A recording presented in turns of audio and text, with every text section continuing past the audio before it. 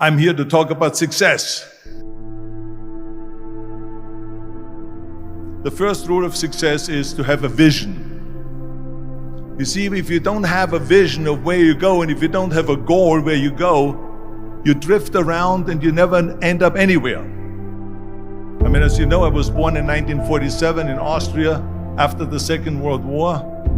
So I was very fortunate that I stumbled onto my vision. And I didn't really like Austria when I grew up. I couldn't wait to get out of there. I couldn't see myself becoming a farmer or a worker in a factory or anything like that. Even though my parents wanted me to stay there and have a normal life. But that was their vision, not mine. My vision was totally different. I felt that I was born for something special, for something unique, for something big. Then one day I went to school. I remember I was 11 years old, and they showed a documentary about America. And there they showed in this documentary the huge skyscrapers, the high-rises, the huge bridges, the 6-lane freeways, and all of this stuff. And I said to myself, that's where I want to be. I don't want to be around here with these little farmhouses and these little buildings. I want to be in America. One day after school, I walked by a store in Graz. So I went inside and I looked around, and then I saw a magazine. I saw a bodybuilding magazine that had Reg Park on the cover. Reg Park was then a 3-time Mr. Universe. And I saw him on the big screen as Hercules. I read that and I said to myself, wow, this is the blueprint for my life. This is exactly what I want to do. I want to become a bodybuilding champion just like Reg Park. I want to get into movies just like Reg Park. And I want to make millions of dollars and be rich and famous just like Reg Park. Do you know how great it felt that I knew where I was going? Imagine the majority of people don't know where they're going. I knew where I was going. That I'm going to become this bodybuilding champion just like him. So it was just a question of how do you do it? I was so relieved because when you have a goal, when you have a vision, everything becomes easy. So people always ask me, when they saw me in the gym in the pumping iron days, they say, why is it that you're working out so hard? 5 hours a day, 6 hours a day, and you have always a smile on your face. And I told people all the time, I said, because to me, I'm shooting for a goal. In front of me is the Mr. Universe title. So every rep that I do gets me closer to accomplishing that goal, to make this goal, this vision turn into reality. Every single set that I do, every repetition, every weight that I lift will get me a step closer to turn this goal into reality. So I couldn't wait to do another 500-pound squat. I couldn't wait to do another 500-pound bench press. I couldn't wait to do another 2,000 reps of sit-ups. I couldn't wait for the next exercise. At the age of 20, I went to London and I won the Mr. Universe contest as the youngest Mr. Universe ever. And it was because I had a goal. So let me tell you something, visualizing your goal and going after it makes it fun. You got to have a purpose no matter what you do in life. You got to have a purpose. 74% hate their job in America.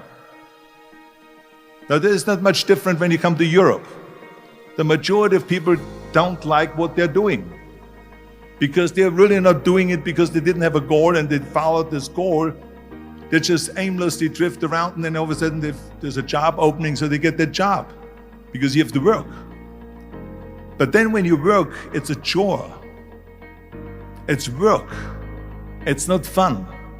So if you think about only a quarter of the people really enjoy what they're doing in life, that is unbelievable if you think about it. So I felt so blessed that I knew what I was doing. It's like a medical student that studies and knows he wants to become a doctor. You know where to go. And the same thing is also in politics. I remember that in politics, I had a very clear vision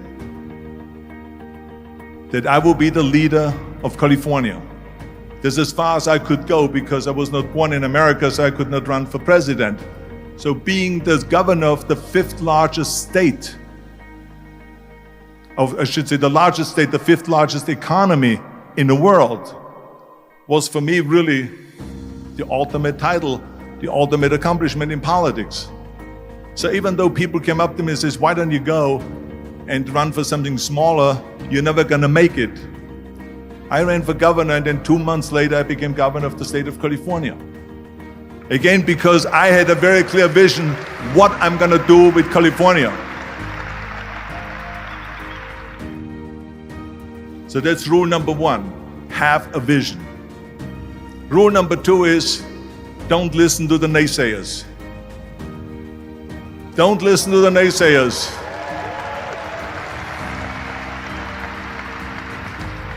Everything I ever did, the thing that I heard out of people's mouth was, that's impossible. That can't be done. Or no. That is exactly what I heard, and of course I proved to the people that it can't be done. So whenever someone said to me, it can't be done, I heard, it can be done. When they said no, I heard yes. And when they said it's impossible, I heard it is possible.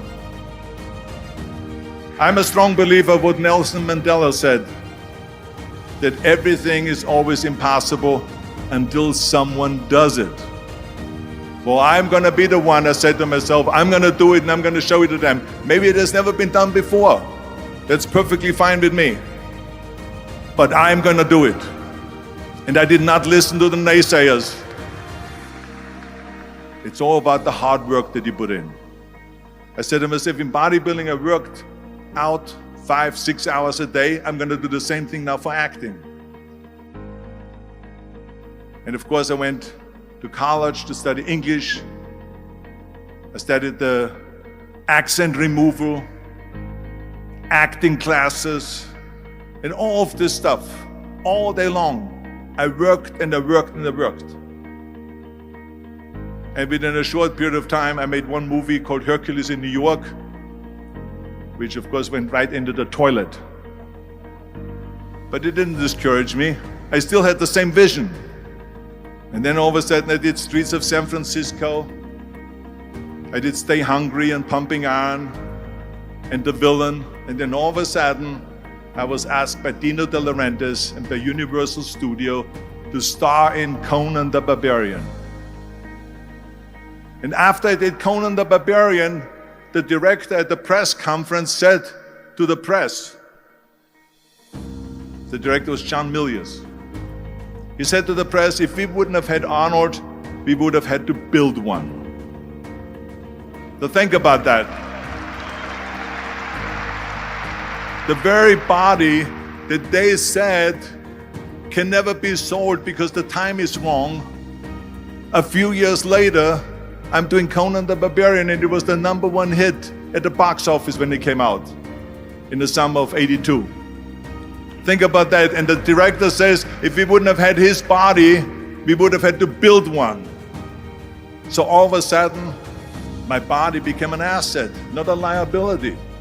And the same thing was with Terminator. After we were finished filming Terminator, Jim Cameron said to the press, if Arnold wouldn't have had that accent and talked like a machine, I think the movie wouldn't have worked. So think about that. The body and the accent that they attacked was an asset. But I didn't listen to those losers. I didn't listen to them at all. It's just the reality of it is that you cannot listen to the naysayers. So this is a very important lesson for all of you.